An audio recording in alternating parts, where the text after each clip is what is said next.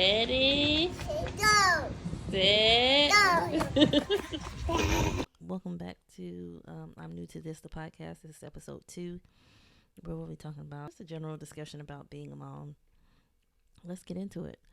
I posted a poll on social media, on all our social medias, I believe, and it was basically between talking about RSV and a general discussion about being a mom. Clearly, being a mom won. So I've always wanted to be a mom. Like when I was younger, I knew like I wanted kids. I got older. I got in like my 20s, 26, 27, and I think that's when like baby fever really started to kick in. And like a lot of people don't really experience like baby fever. Like I feel like you get to a point where you're like, oh, I want kids. That's a good idea, but you're not really ready. And at 26, 27, I still wasn't ready. Like I was not like, oh, I want to make a baby now. But at the same time, my body was just like, have a baby, have a baby, have a baby. Clearly, I ignored it. I wound up not getting pregnant until I was like 37, 36, 37. Honestly, I feel like that was kind of like on a whim. And we'll talk, like, that'll be a whole different episode where I talk about, that story, how that came along, and like pregnancy story in detail, and birth story in detail, and labor, and all that great stuff. I always wanted to be a parent. If you see me looking over here to the side, it's because I've got notes so I can stay on topic. But there's never a doubt in my mind that like I was meant to be a mom. There was some time between like my late 20s and now, or then when I got pregnant, that I wasn't sure if it was going to happen. I had tried before and it just didn't.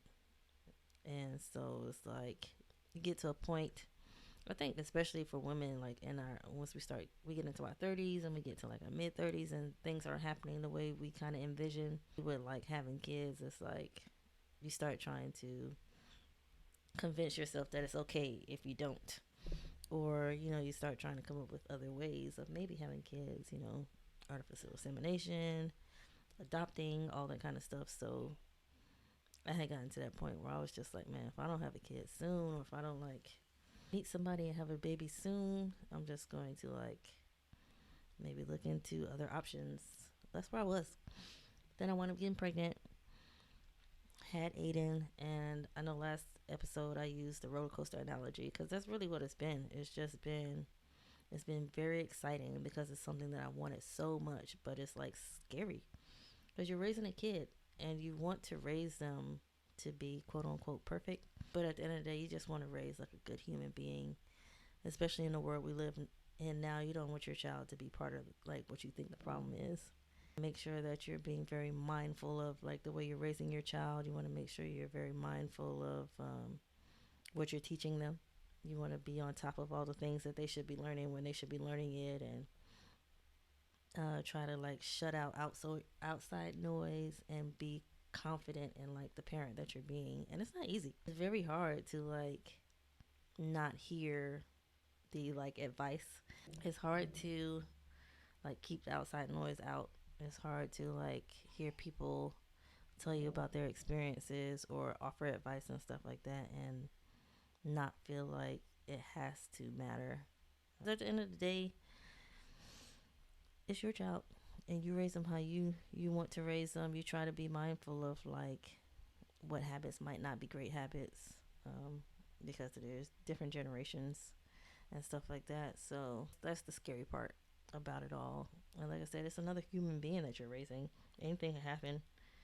Your kids get sick all the time, especially if they're in daycare, and it's like that's scary to deal with that type of stuff the first time because you hate seeing your kids sick. Like I don't know. It's hard to like hear my child sick. It's hard to like not know what to do. Taking it back, I did. Like I said, I was at a point where I wasn't sure that I was going to get pregnant, and I did. I was very excited, of course, because it was like it might not have been the ideal situation, but it was a baby, and I'm like, yo, my body can actually do this thing. I felt very much womanly, like I was about to accomplish something that I've always wanted, something that I thought that I was going to fail at. I know fail is a strong word, but it's like some women can't do it, and That'll be another topic for another time. But like some people can't, and I was there where I was just like, maybe I can't, and I was trying to figure out how was I going to cope with that. Alas, I've got this awesome little boy now, um, and I told my friends and family. Everybody was excited. I think most people didn't believe me because I was 37, and it's like, man, I was excited and shocked. It was just like, is this really happening at this age? Like, am I really like pregnant? I'm about to go through this and have a baby. My pregnancy was not at all what I thought it was going to be at all, and that'll also be another topic for another time. But like, you hear all the stories um, from people who, while they're pregnant and after they're pregnant, you ask the questions and all this kind of stuff, and like a lot of that stuff did not apply. Like I didn't have morning sickness.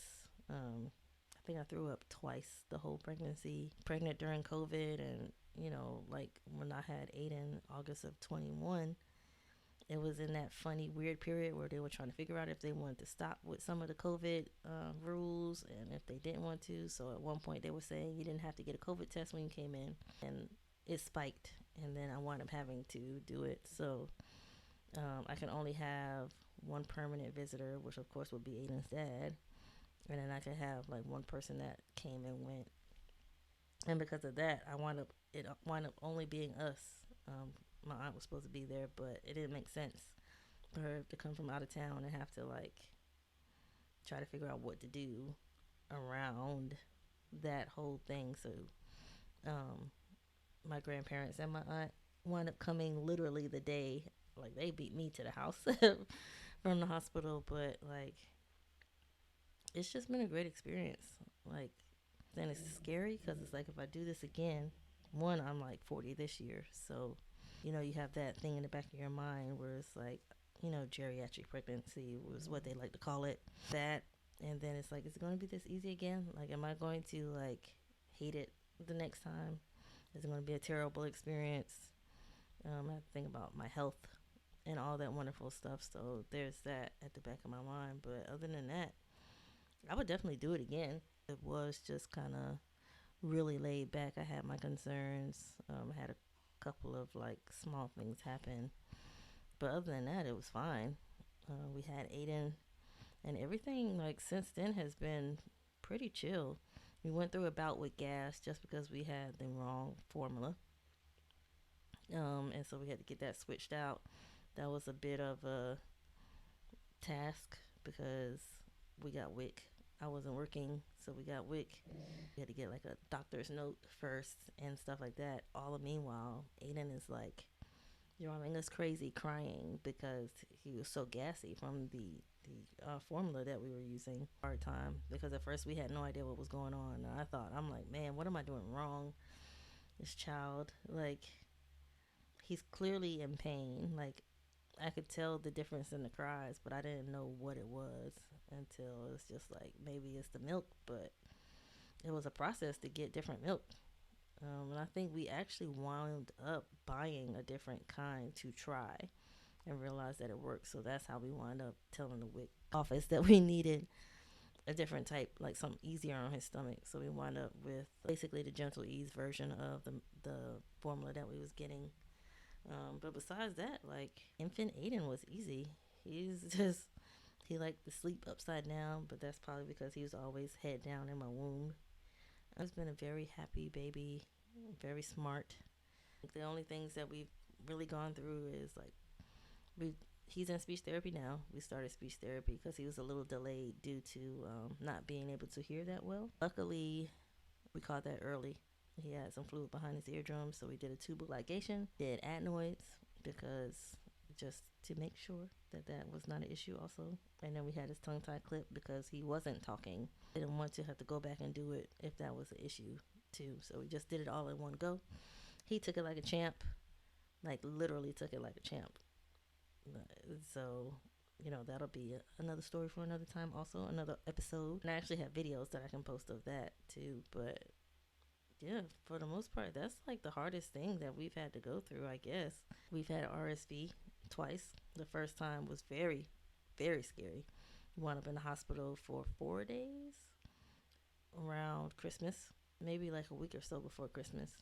Wound up in the hospital, just pumping him with oxygen, and they had to like keep suctioning his nose and all that stuff. It was just, that was probably the second hardest time. I'm not sure if the gas time was harder or not, but it's not easy watching your child in the hospital and like just weak. Um, and then the second time he got it, we caught it early, and so with RSV, you kind of have to just wait it out. Which is why I had like that was one of the topics because it is RSV season. I wanted to talk about it, so maybe that'll be next week. Had ham out the foot. You've had COVID. I actually got COVID right after I started working. I didn't go back to work until I think Aiden was like 9 months in May of 2022. The next week, I think it was either that week or the next week, I got COVID.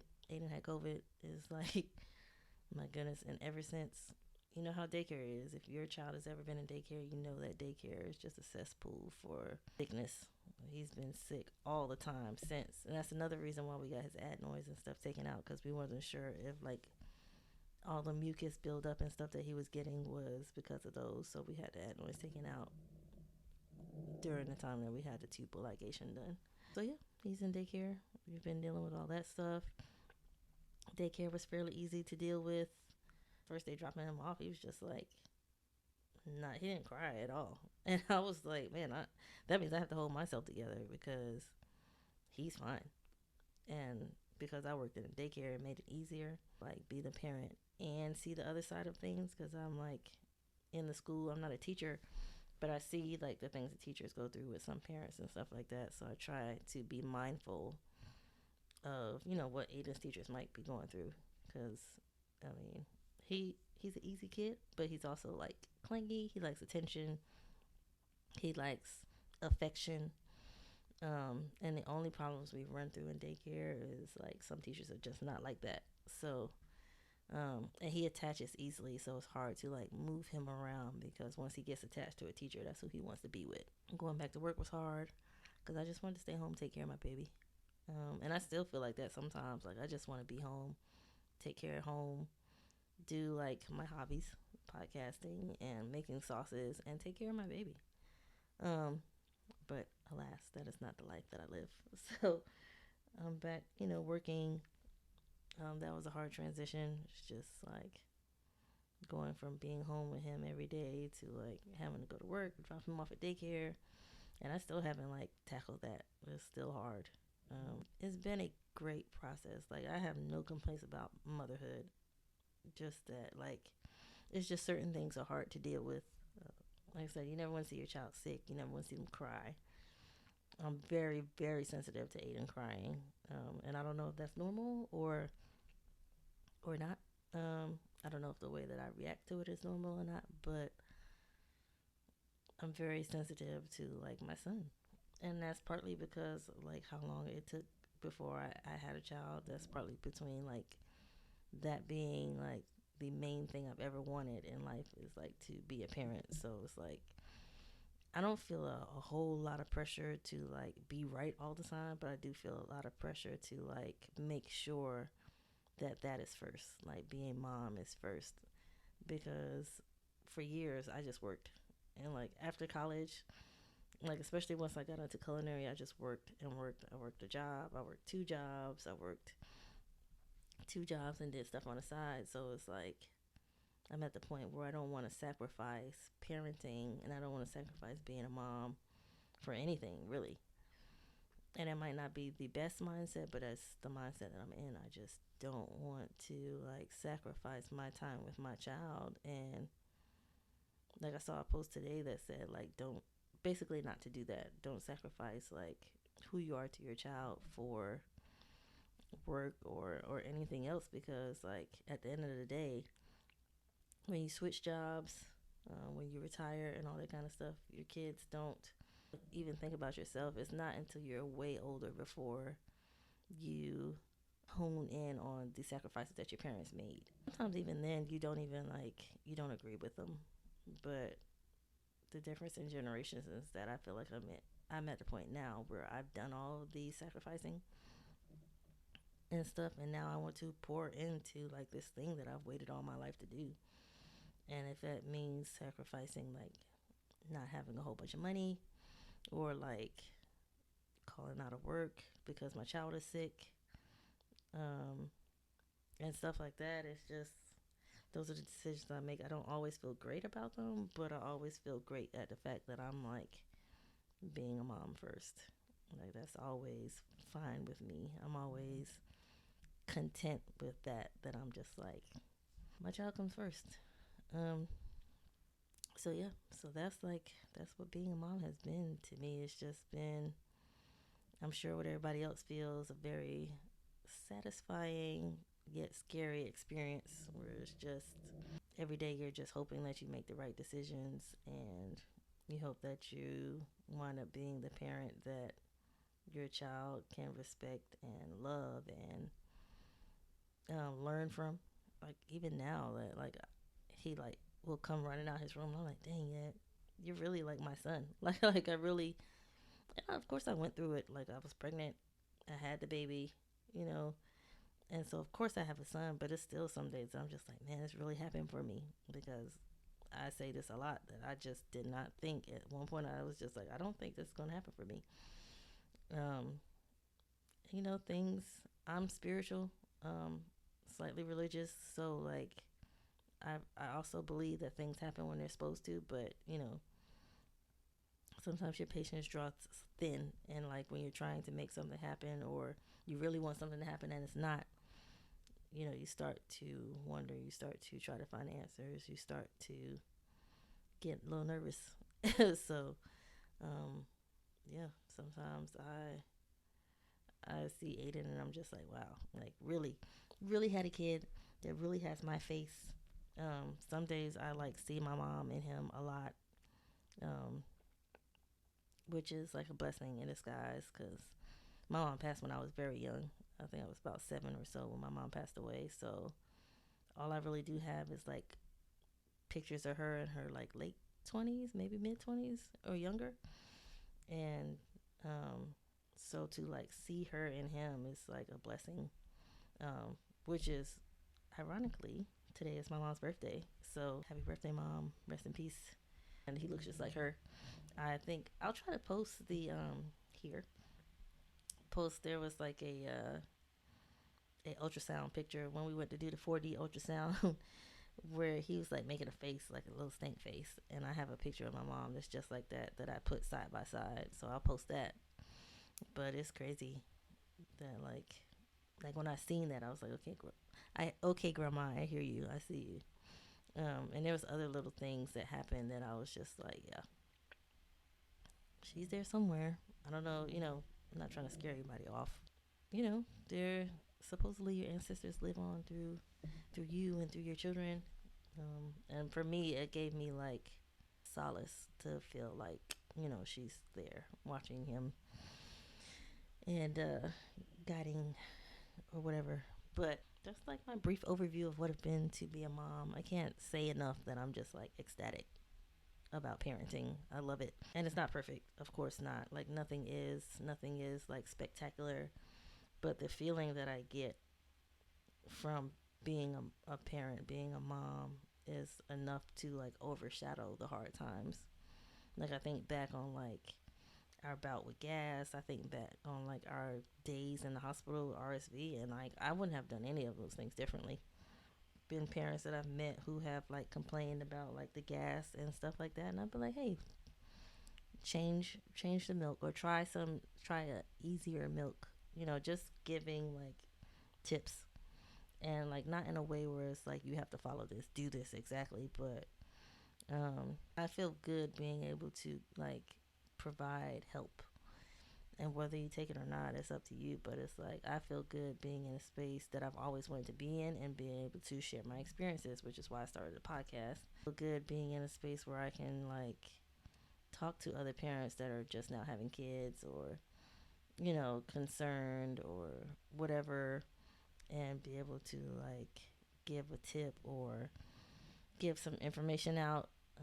There's been parents that have kids Aiden's age that I've talked to about going through certain things, and just kind of like comparing, but not trying to like put pressure on Aiden, but just being like, hey, Is your child doing that now, or how is this process going? Because everybody's going to move at their own pace.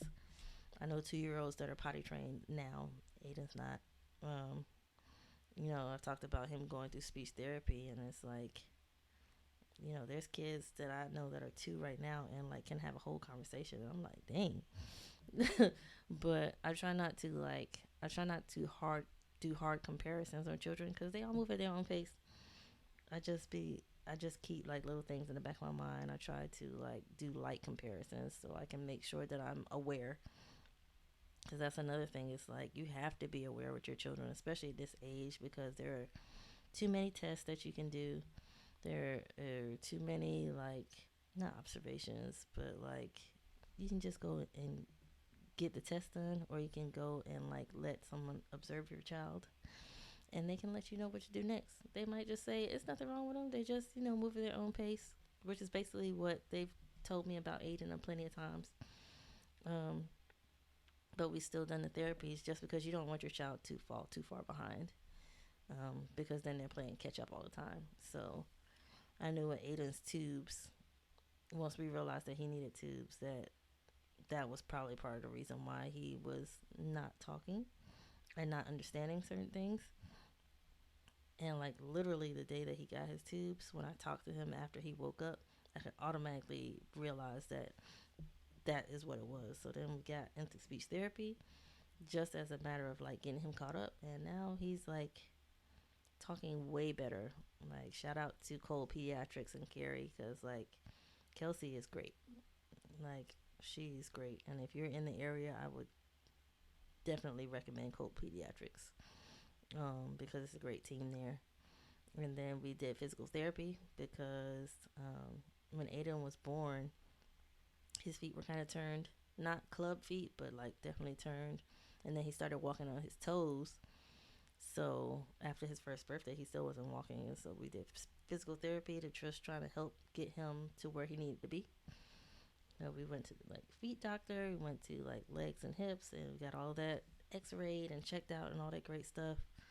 Um, we're in a program like an allergy testing program because why not? With all the allergies to things and stuff that go around now, it's like why not get them tested? And so I signed up for that when I was pregnant, and they like tested my blood to see if I was allergic to anything, and to see if they could pick up any like hints of allergies with the baby while he was in the womb.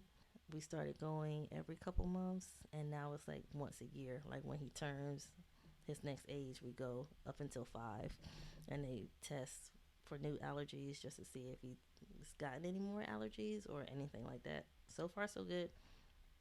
At one point, they thought he might have a allergy to galactose and soy. So we had to go back and do that. Basically, just feed him different doses of soy to see if he has a reaction, and he didn't. So we're fine. But all that stuff is just don't be scared to be like on top of things. Like we also got very lucky with his doctor. I love his doctor, Dr. Kavanaugh at South Point Pediatrics, UNC South Point Pediatrics, because she listens. When she tells you things that you might need to do, she suggests it. It's not like you need to do this thing, or it doesn't feel like she's just kind of brushing stuff off. She gives you the options, and then you go from there. She gave me the option for speech therapy to do an evaluation. That's what it's called. Same thing with physical therapy. Same thing with the tubes and the adenoids. All that stuff. So it's like it pays to like not be afraid for your child to not be perfect, because they're not going to be perfect, but you want them to be as perfect as possible. So the earlier that you catch things, the easier it is for your child to be as perfect as you want them to be, which is why like I'm always here to do an evaluation. And once we do the evaluation, when we figure it out from there. And so we also did like occupational therapy evaluation, and he passed that. They was like, he doesn't need to come here, and so we're not doing that. But if you stay on top of things, you're better prepared for what might come. Push come to shove, you might go do an eval and they tell you you don't need anything, or they tell you exactly what you need to do, or they tell you that they need a couple of appointments or whatever but they'll tell you how to go forward. Don't be afraid to switch doctors, because I definitely, we were going to one speech therapy place and definitely switched from that person because we didn't like them. Um, but yeah, I'm just here to tell you to be afraid, because that's natural. It's a new experience. Even if it's child 3 or 4, it's a new experience. Be afraid, but don't let it overtake you. Just try to like stay aware and stay on top of things. The resources are out there to help you through it. Um, you just have to be open and honest. I think one time I filled out the paper wrong at that doctor's office, and she was like, "Hey, I'm going to send you some resources." And then I got like food bank resources and all this stuff from her, and I was like, "Oh, I might have given her the wrong impression." But yeah, the resources are out there. You just have to like be open to the fact that your child might need help. Not saying to like just push them into like autism or physical therapy or any of those things, but just like be aware that these things are possible. And now that we're more aware of all these things, they're easier to, I think that while it's stressful to deal with some of these things, they're easier to handle. Like you can even like get tested while you're pregnant to see, like we did the genetics testing, like the very detailed one, just to see like what we might be up against, because these are things that like you have to be mentally prepared for. So yeah, it's just, that's my little I guess rant for this episode. Is just be aware, um, or try to be aware. Don't be afraid to get your child tested or evaluated, I should say. I won't even say tested because it sounds like pricks and needles and stuff, but don't be afraid. And yourself too. That's it for this week's episode. I do want to say shout out to everybody who has subbed to the YouTube. We're at 24 subs. 24 subs. Um, Shout out to everybody that's been like sharing all my posts so we can get more people listening to the podcast. Please, please, please keep doing that. Tell a friend. Sub to the YouTube page. We're also on TikTok and Instagram. It's all at Aiden Terrell, AYDENTAREL. Let people know.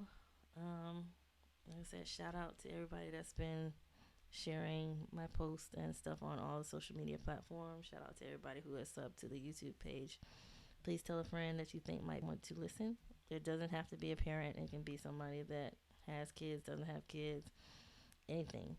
Like, I was very much into listening to like people talk about parenting and asking my friends and stuff all about like pregnancy and stuff way before I had kids. So yeah, just let people know, get the word out there for us. Also, I wanted to ask people, send, like, if you're listening to the podcast and something sticks out to you, send it to me in a DM. That way I can like clip it, because what's important to you, what sticks out to you, might catch somebody else's ear. So I'll clip that part of the podcast and post it on social media so people can hear. Maybe that'll pull more listeners in. Also, you know, my DMs are open. My email is open. You want to send questions. You want to send quote unquote testimonies. If you want to send whatever you want to send, I don't care. Send it to me. I will read it. I will respond. If you want to leave a comment on any of my posts, leave a comment. I will respond. I'm pretty good at all of that social media awesomeness. Let me know what parts of the podcast stand out to you. Let me know what parts that you can relate to. You can send that stuff to me. Also, this podcast is about education and sharing experiences and stuff like that. It's not about teaching or saying that my point of view or what I know is the end all be all. It's about really like, that's why I want feedback, is just to get like other people's point of views and to share my experience thus far and my experiences going forward, and all that stuff. So with that being said, that is the end of episode 2. Let me know how you feel about it. Send me an email. You can email me at he's mine, I'm a mom at gmail.com, or you can just DM me on TikTok, Instagram, or comment on YouTube. And like I said, I will respond to everybody that messages me. But let me know what you're thinking about the podcast thus far. And until next week, guys, peace.